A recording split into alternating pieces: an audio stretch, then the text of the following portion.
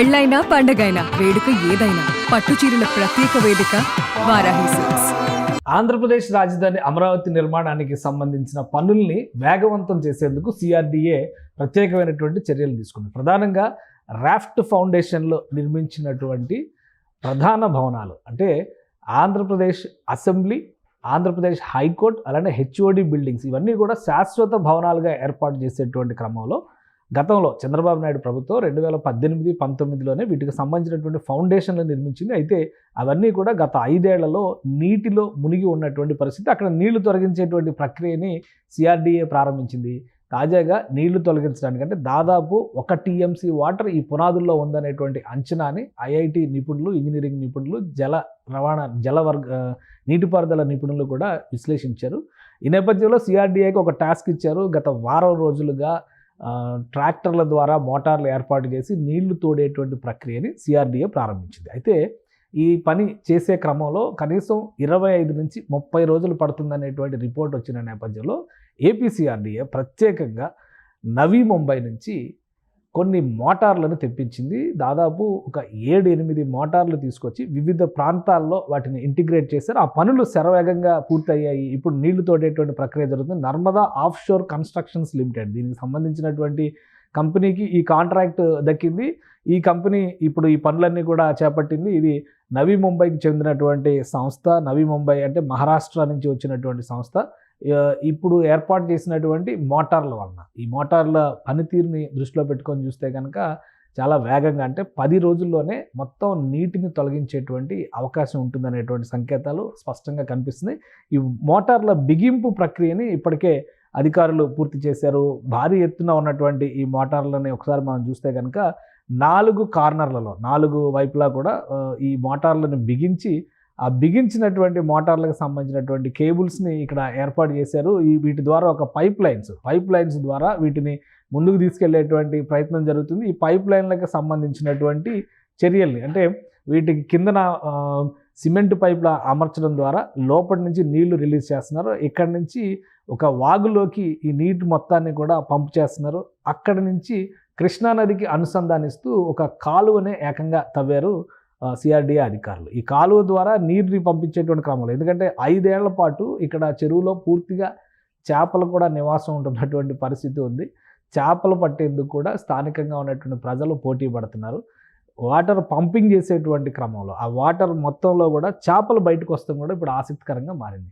మొత్తం ఇప్పుడు ఆంధ్రప్రదేశ్కి సంబంధించినటువంటి హైకోర్టు భవనం దానికి సమీపంలో ప్రస్తుతం నడుస్తున్నటువంటి హైకోర్టు భవనానికి సమీపంలోనే ప్రధాన హైకోర్టు నిర్మాణానికి సంబంధించినటువంటి పునాదులు కూడా ఉన్నాయి. ఆ పునాదులు కూడా నీళ్ళల్లో ఉన్నాయి కాబట్టి అక్కడ 2 వైపుల నుంచి 2 మోటార్లని అమర్చారు. అలానే అసెంబ్లీ భవనానికి సంబంధించినటువంటి రాఫ్ట్ ఫౌండేషన్ దిగువను కూడా అక్కడ కూడా నీట మునిగినటువంటి పునాదులే ఉన్నాయి. కాబట్టి వీటిని వేగంగా అంటే 10వ తారీఖు లోపు ఈ వాటర్ అంతా కూడా క్లియర్ చేస్తే పునాదుల వాస్తవ రూపాన్ని ఇప్పటికే ఐఐటి మెడ్రాస్ ఇతర దీనికి సంబంధించినటువంటి బృందాలు ఐఐటి హైదరాబాద్కి సంబంధించినటువంటి ఇంజనీరింగ్ నిపుణులు పడవల్లో వెళ్ళి మరి ఈ పనుల్ని వీటికి సంబంధించినటువంటి నిర్మాణాల నాణ్యతని పునాదుల నాణ్యతని పరిశీలించారు.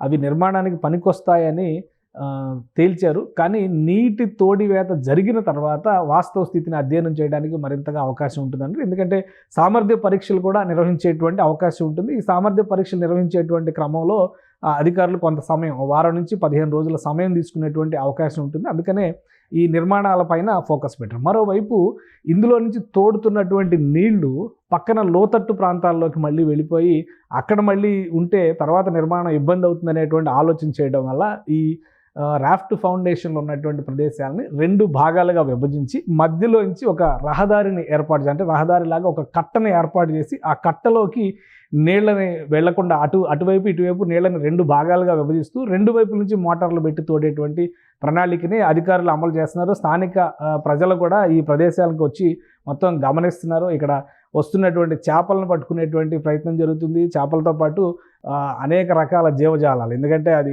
చాలా కాలంగా భూమిలో ఉన్నటువంటి వాటర్ కాబట్టి అక్కడ పాములు లాంటివి ఇతర జీవాలు కూడా వస్తున్నటువంటి పరిస్థితి ఉందని చెప్పని స్థానికంగా ఉన్నటువంటి సిబ్బంది చెప్తున్నారు. సో ఇప్పుడు ఒకవైపు మోటార్లతో తోడివేత, మరొక వైపు నుంచి ట్రాక్టర్లతో తోడివేత 2 కూడా కొనసాగుతున్నాయి. మొత్తం 4 ట్రాక్టర్లు ఉపయోగిస్తున్నారు, 8 మోటార్లు ఉపయోగిస్తున్నారు. ఓవరాల్గా ఈ ఫౌండేషన్స్ అంటే జనవరి 2వ తేదీ నుంచి కొన్ని పనులు ప్రారంభించేందుకు ప్రణాళికల్ని ఏపీ గవర్నమెంట్ అక్కడ సిద్ధం చేసుకుంది. అలానే జనవరి ఎండింగ్కి టెండర్ల ప్రక్రియ మొత్తం కూడా కంప్లీట్ అవుతుంది కాబట్టి పనులు ప్రారంభించడానికి కావాల్సినటువంటి వాతావరణాన్ని అమరావతి కోర్ క్యాపిటల్ ఏరియాలో చూడాల్సిన బాధ్యత సిఆర్డీఏ పైనే ఉంది. అందుకనే ఈ పనులన్నింటినీ కూడా శరవేగంగా సిఆర్డీఏ అధికారులు పూర్తి చేస్తున్నారు. ఒకవేళ ఈ మోటార్లతో అయ్యేటువంటి పని వేగాన్ని దృష్టిలో పెట్టుకుని సంక్రాంతి సెలవుల కంటే ముందరే ఈ నీళ్ల తోడివేత కార్యక్రమం జరుగుతుంది. ఆ తర్వాత నిపుణులకి ఈ ప్రదేశాలని హ్యాండ్ ఓవర్ చేస్తారు. ఇంజనీరింగ్ నిపుణులు అందరూ కూడా వీటిని పర్యవేక్షించి దిగువన అంటే నీళ్ల మధ్యలో దాదాపు 5.5 సంవత్సరాలుగా నానినటువంటి ఈ పునాదుల పరిస్థితి ఏంటనేది దాని సామర్థ్య పరీక్షలు నిర్వహించడం ద్వారా నిర్ణయిస్తారు. ఆ తర్వాత పనులు ప్రారంభించడానికి మార్గం సుగమం అవుతుంది. బహుశా ఫిబ్రవరిలో పనులు ప్రారంభించే అవకాశం ఉంది. ప్రధాన నిర్మాణాలకు సంబంధించి మిగతావి రహదారి వ్యవస్థకు సంబంధించి, అలానే వాటర్ మేనేజ్మెంట్ సిస్టమ్కి సంబంధించి, డ్రైనేజ్ సిస్టమ్కి సంబంధించినటువంటి నిర్మాణ ప్రక్రియని ప్రారంభించడానికి ఎలాంటి ఢోకా లేదు. ఆ టెండర్లన్నీ కూడా ఫైనలైజేషన్ దశలో ఉన్నాయి కాబట్టి ఒక్కొక్క ప్యాకేజీ రూపంలో ఆయా ప్యాకేజీల్లో పోటీలో ఉన్నటువంటి కంపెనీలకి వీలైనంత త్వరగా కేటాయింపులు చేసేటువంటి ప్రక్రియని సిఆర్డీఏ అధికారులు చేపడుతున్నారు. ఆ ప్రక్రియ పూర్తయితే ఆ పనులు మొదలవుతాయి. కానీ ప్రధాన భవనాల నిర్మాణాలు మాత్రం ఫిబ్రవరిలోనే మొదలయ్యేటువంటి అవకాశాలు కనిపిస్తున్నాయి. ఒక 10 రోజుల్లో నీళ్ల తోడివేత కార్యక్రమం పూర్తయ్యేటువంటి అవకాశం ఉందని సిఆర్డీఏ అధికారులు కూడా దీనికి సంబంధించినటువంటి అప్డేట్స్ ఇస్తున్నారు. సుమన్ టీవీలో మీ పర్సనల్ అండ్ బిజినెస్ ప్రమోషన్స్ కోసం కింది నెంబర్కి కాంటాక్ట్ చేయండి.